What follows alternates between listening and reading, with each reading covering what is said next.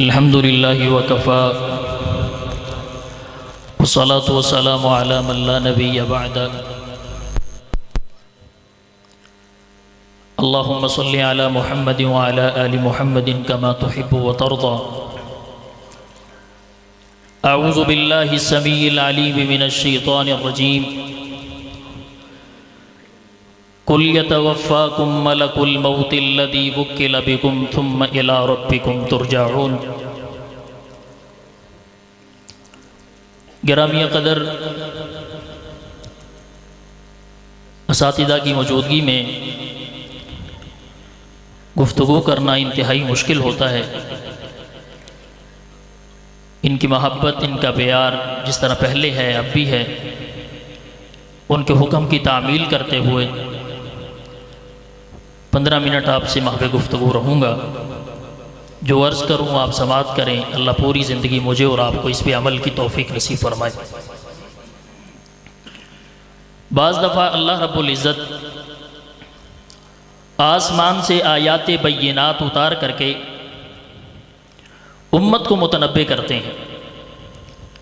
بعض دفعہ اللہ پروردگار عالم جبریل امین علیہ السلام کو بھیج کر کے رسالت مآب پر وحی کے ذریعے سے امت کو متنبع کیا جاتا ہے۔ لیکن جس بات کو، جس چیز کو میں آپ کے سامنے رکھنا چاہتا ہوں وہ ان دونوں چیزوں سے ہٹ کر ہے۔ اللہ تعالیٰ نے نبی کریم علیہ السلام کو وصیت فرمائی۔ جبریل امین علیہ السلام رسالت مآب صلی اللہ علیہ وآلہ وسلم پر آتے ہیں، آ کر کے امام کائنات علیہ السلام کو وصیت کرتے ہیں۔ 5 وصیتیں رسالت مآب صلی اللہ علیہ وسلم کو کی گئیں۔ میں ان میں سے چند آپ کے سامنے رکھنے کی کوشش کروں گا۔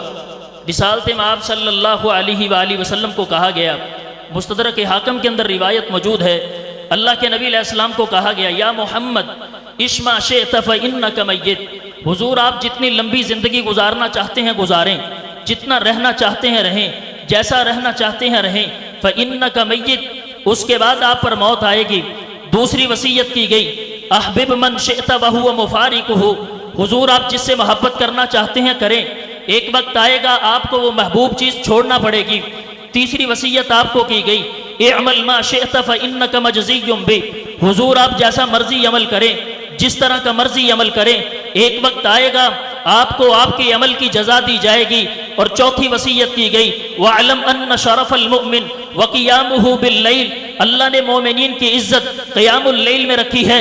آخری اور 5ویں وصیت وَأَعِزَّهُ اسْتِغْنَاءُ عَنِ النَّاسِ، رسالت مآب جو دنیا میں عزت پانا چاہتے ہیں، جو دنیا میں مقام پانا چاہتے ہیں، جو دنیا میں عروج لینا چاہتے ہیں، جو بلندی کو پہنچنا چاہتے ہیں، عزیزان گرامی استغناء عن الناس، وہ کائنات کے لوگوں سے مستغنی ہو جائے۔ توجہ آپ نے میری طرف کرنی ہے عزیزان گرامی، اللہ کے نبی کی زندگی مکمل بھی ہے، کامل بھی ہے، اکمل بھی ہے، جس کی زندگی کو اللہ نے میرے اور آپ کے لیے اسوہ کہا۔ لقد کان لکم فی رسول اللہ اسوۃ حسنہ، ہم نے پیغمبر کی زندگی کو امت کے لیے اسوہ بنا دیا۔ عزیزان گرامی، جب پیغمبر کی زندگی کامل ہے، پیغمبر کی زندگی اکمل ہے، پیغمبر کی زندگی امت کے لیے نمونہ ہے، پیغمبر کی زندگی کی اللہ رب العزت نے قسمیں اٹھائی فقط لبثت فیکم عمرا من قبلہ افلا تعقلون۔ پھر وصیت رسالت مآب کو کیوں کی گئی؟ اس لیے کی گئی وصیت پیغمبر کو کر کے اللہ امت کو بتلانا چاہتے ہیں، اللہ امت کو سمجھانا چاہتے ہیں، اللہ امت کو پیغام دینا چاہتے ہیں۔ اور دنیا کے لوگوں،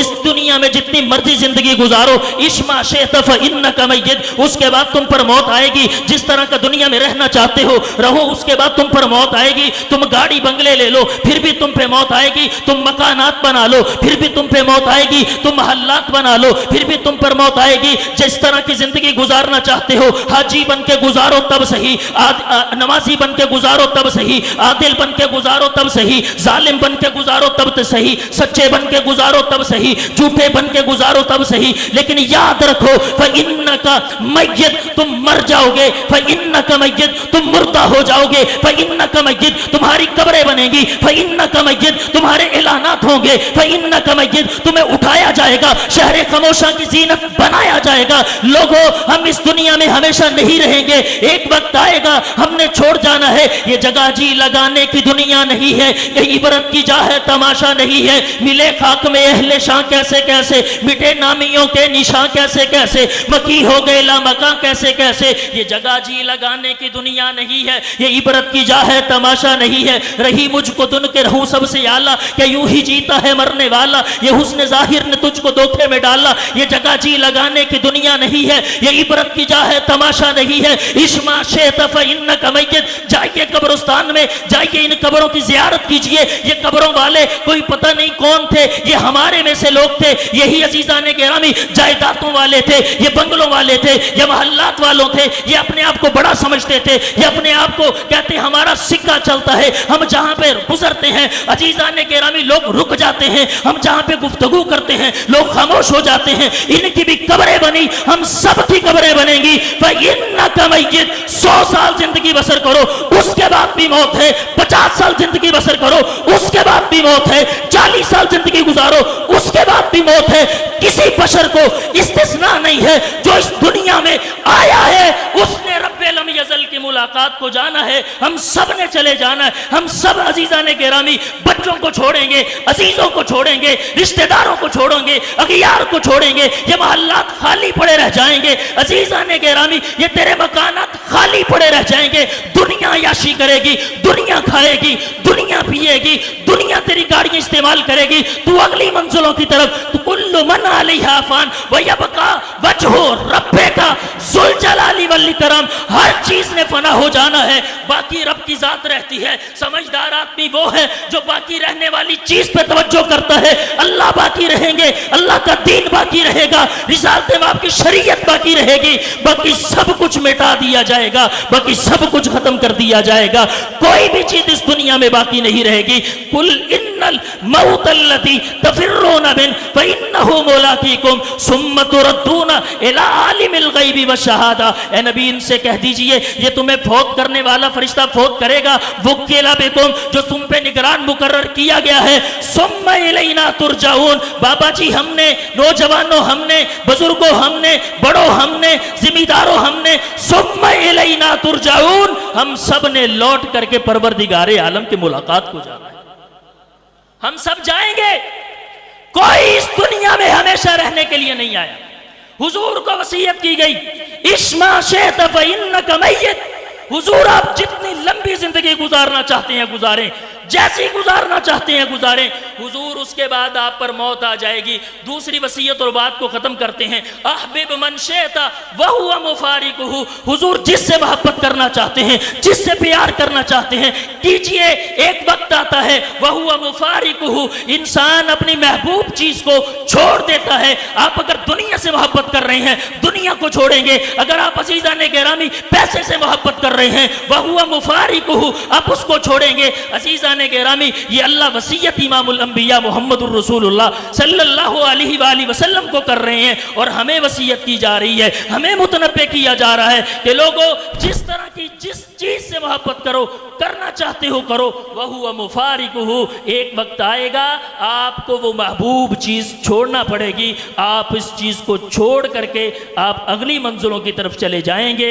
اس چیز کا کوئی اور والی وارث بن جائے گا. عزیزان گرامی آپ دیکھیں آپ کس چیز سے محبت کرتے ہیں, آپ کس چیز سے پیار کرتے ہیں. آپ کے دل میں اللہ رب العزت کی کتاب ہے, اگر اس کتاب سے آپ محبت کرتے ہیں تو آپ کی محبت کو سلام ہے. اگر آپ اس کتاب سے محبت نہیں کرتے تو یاد رکھنا عزیزان گرامی یہ اس دنیا میں بھی خسران ہے, قیامت کے دن تو خسارے ہیں ہی ہیں. اس لیے آئیے کتاب مبین سے محبت کیجئے, آئیے اللہ کی ذات کے ساتھ محبت کیجئے جو اللہ نے یہ کتاب آپ کو عطا کر رکھی ہے, اس سے محبت کیجئے. یہ مقصد, یہ محفل کروانے کا مقصد, یہ جم گٹھا لگانے کا مقصد, یہ پیسے خرچ کرنے کا مقصد صرف یہی ہے کہ ہم لوگوں کے دلوں میں وہ محبت چھوڑ کر کے جائیں جو رسالت مآب صلی اللہ علیہ وسلم جس سے محبت کرتے تھے. اللہ کے نبی محبت کرتے تھے, اللہ کی کتاب سے محبت کرتے تھے. عزیزان گرامی افسوس کی بات یہ ہے کہ ہم نے کتاب مبین کو دیکھا نہیں, ہم نے کتاب مبین سے اپنی زندگی اپنی لوگوں کو لگایا نہیں,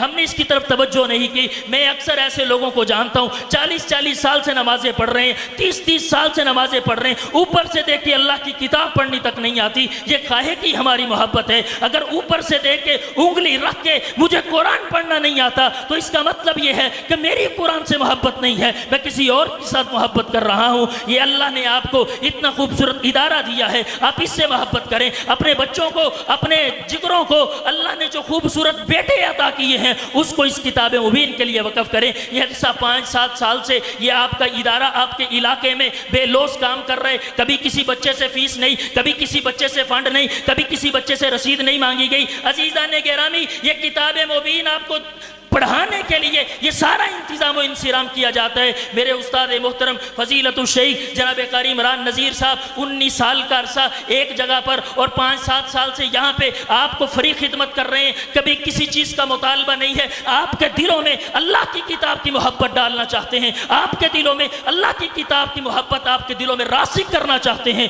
اگر آپ کے دل میں اللہ کے قرآن کی محبت آ گئی، رب ذوالجلال کی قسم اٹھا کر کے کہتا ہوں، اللہ اس جہاں میں بھی عزتیں عطا کرے گا، اللہ قیامت کے دن بھی عزتیں عطا کرے گا۔ ہماری کیا عزت تھی، ہمیں کون جانتا تھا؟ قرآن کی وجہ سے آپ کے سامنے بیٹھا ہوں، آپ اتنے لوگ مجھے سماعت کر رہے ہیں۔ یہ عزیزان گرامی قرہ حضرات جو تشریف لائیں گے، آپ کے سامنے قرآن مجید کی تلاوت کریں گے، کتنے دور دراز علاقے سے یہاں پہ آئے، آپ صاحب آپ ان کو سننے کے لیے آئے۔ یہاں پہ باپ کی بات سننے کے لیے تیار نہیں ہے کوئی، ماں کی بات سننے کے لیے تیار ہے نہیں کوئی، لیکن ہماری بات کیوں سنی جا رہی ہے؟ ہمارے سینے میں اللہ کی کتاب ہے، جس کے سینے میں اللہ کی کتاب ہوا کرتی ہے، اللہ اسے زمانے کی عزتوں کے تاج پہنا دیتا ہے۔ اللہ مالک سے دعا ہے، اللہ پروردگار عالم ہمیں سچی محبت نصیب فرمائے، اچھی محبت نصیب فرمائے، قرآن مجید کی محبت نصیب فرمائے، اللہ اپنی محبت نصیب فرمائے، اپنے رسول کی محبت نصیب فرمائے۔ اسی محبت پہ ہم زندہ رہیں، اسی محبت پہ ہم قائم رہیں، اسی محبت پہ ہماری موت ہو۔ میں جو کچھ عرض کیا آپ کے سامنے، اللہ اس سب سے پہلے مجھے اور پھر آپ احباب کو اس پہ عمل کی توفیق نصیب فرمائے۔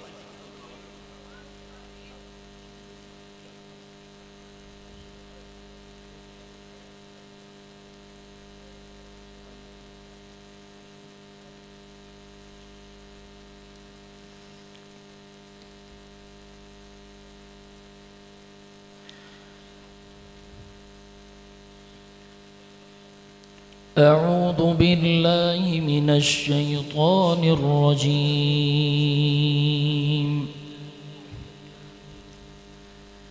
بسم الله الرحمن الرحيم.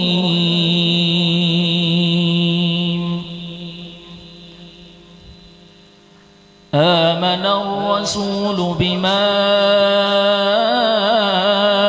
أنزل إليه من ربه والمؤمنون كل آمن بالله وملائكته وكتبه ورسله لا نفرق بين أحد قالوا سمعنا وأطعنا غفرانك ربنا وإليك المصير. لا يكلف الله نفسا إلا وسعها لها ما كسبت وعليها ما اكتسبت ربنا لا تؤاخذنا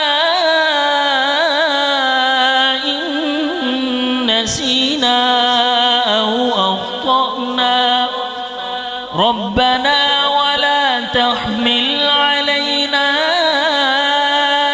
إصرا كما حملته على الذين من قبلنا ربنا ولا تحملنا ما لا طاقة لنا به واعف عنا واغفر لنا وارحمنا أنت مولانا فانصرنا على القوم الكافرين. صدق الله العظيم.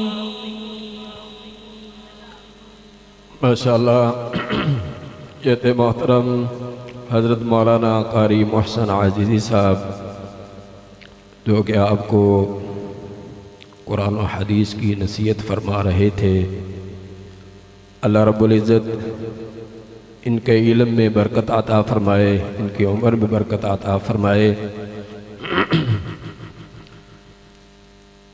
یہ آج ہم جس مقصد کے لیے اکٹھے ہوئے ہیں وہ صرف ہے اللہ کی رضا کے لیے۔ اللہ ہمارا یہاں پر آنا قبول فرمائے، اور اللہ ہمارا قرآن سننا بھی قبول فرمائے، اور پھر ساری زندگی اس پر عمل کرنے کی توفیق عطا فرمائے۔